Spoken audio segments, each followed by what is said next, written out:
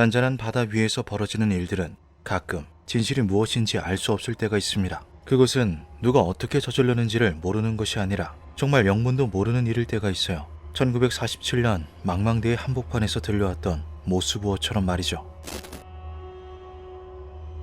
1947년 6월 말레이 반도와 인도네시아의 수마트라 섬 사이에 위치한 말라카 해협.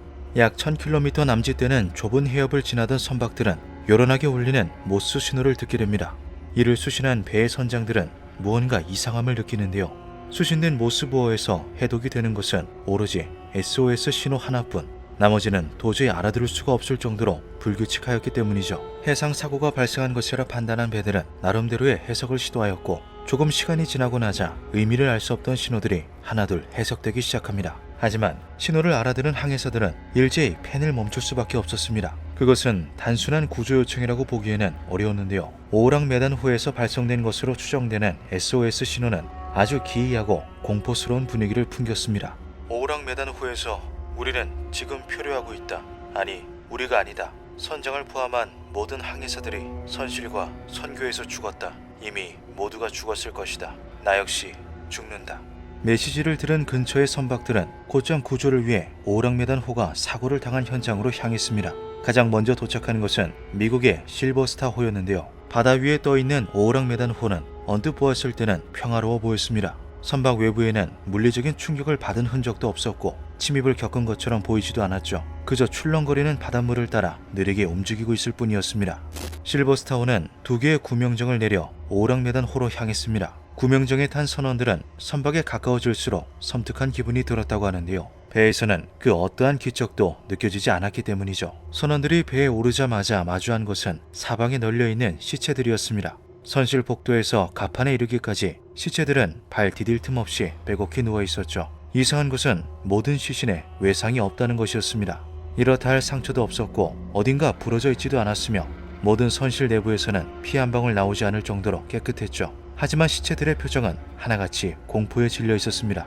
또한 시체들의 죽은 자세도 이상했는데요. 무언가를 갈구하는 것 같은 모습으로 허공을 향해 있는 힘껏 2팔을 내뻗고 있는 기이한 자세를 하고 있었죠. 갑판부터 조타실, 선교까지 시선이 닿는 곳마다 시체들은 같은 모습으로 쓰러져 있었습니다.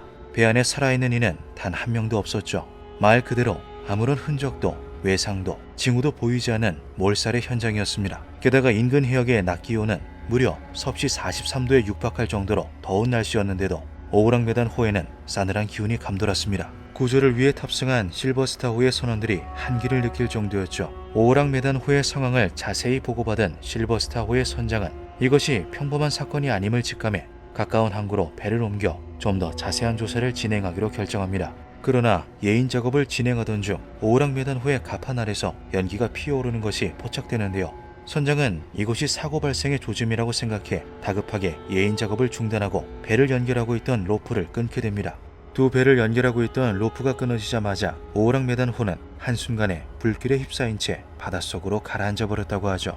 오랑메단호의 이야기는 몇 년에 걸쳐 조금씩 전해졌습니다. 최초로 사건에 대해 언급한 것은 1948년 네덜란드 신문에서 발행한 내용이었는데요. 마셜제도 근처에서 화물선이 침몰했다는 짧은 내용이었죠. 하지만 그 정보가 너무도 제한적이라 사건의 자세한 내막을 알기는 어려웠습니다. 이후 오랑메단호 사건과 관련하여 가장 구체적으로 알려진 것은 1948년의 인터뷰였습니다. 자신을 실비오 스케를리라고 밝힌 남자는 오랑메단호의 유일한 생존자인 제리 레빗과 이야기하였다고 주장하였죠. 오랑메단호는 상하이에서 출발했습니다. 코스타리카로 향하는 중이었죠. 그런데 상하이를 떠난 오랑메단호는 곧장 코스타리카로 가지 않고 중국의 여러 항구에서 정체불명의 화물 상자를 15,000개 이상 싣고 출발했습니다. 화물 목록을 본 제리는 이것들이 생화학 무기의 일종이라고 생각했습니다. 제리 레빗이 보았다고 주장하는 화물 목록은 니트로글리세린이나 황산, 시아나칼륨 등이 포함되어 있었습니다. 그렇기에 이것이 화학가스를 만들기 위한 것이라 생각했던 건데요.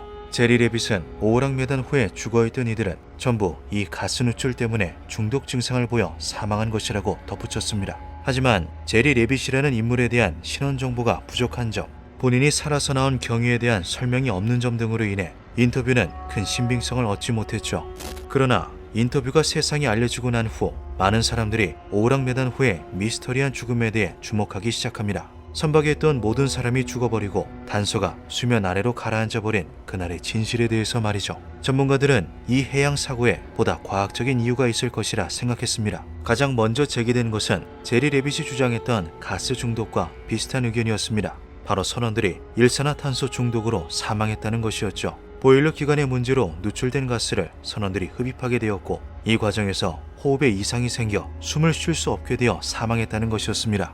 그러나 이것은 갑판 위에서 사망한 이들의 사인까지 포괄하지는 못했는데요. 밀폐된 선실이 아닌 신선한 공기가 가득한 갑판에서 일산화탄소 중독으로 사망했다고 추정하기는 어려웠기 때문이죠.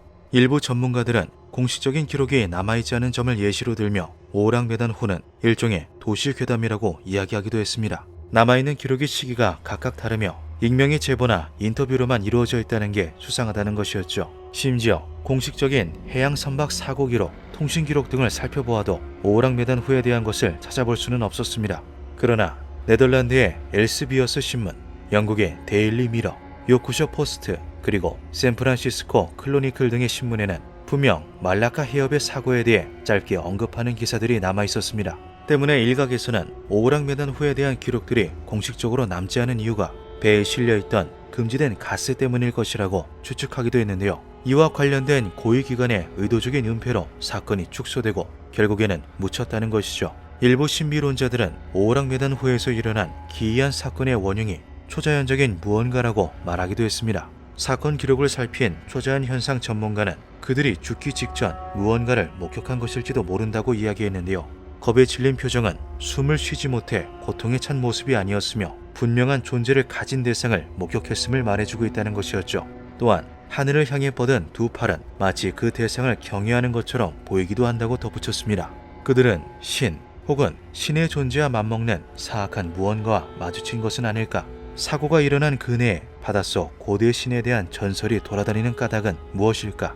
이렇듯 사건에 대해서는 다양한 추측과 가설들이 난무했지만 결국 무엇 하나 명확하게 밝혀지지 못했습니다. 공식적인 연구나 조사가 이루어지기에 기록은 너무나도 부족했고 산발적이었으며 서로 일치하지도 않았죠. 오랑메단호의 기괴한 사고와 죽음은 현재까지도 풀리지 않은 미스터리로 남아있습니다. 오랑메단호 사건에 대해서는 여전히 다양한 견해가 존재합니다. 무엇이 거짓이고 무엇이 진실인지 밝혀지지 않은 채로 말이죠. 과연 말라카 해협의 유령선 오랑메단호의 진실은 무엇일까요? 정말로 그들은 죽기 전 두려운 무언가를 목격하고 말았던 걸까요?